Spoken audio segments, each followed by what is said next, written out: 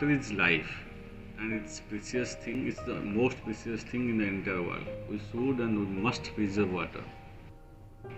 And water is required not only for the human beings, it's required for the entire nature, for other animals, for everyone. Water is required.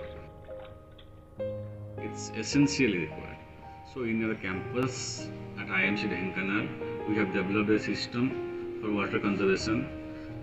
It's situated on a hill, and the hill is known as Paniwara, means hanging waters, which rains more than that of the rest of the town.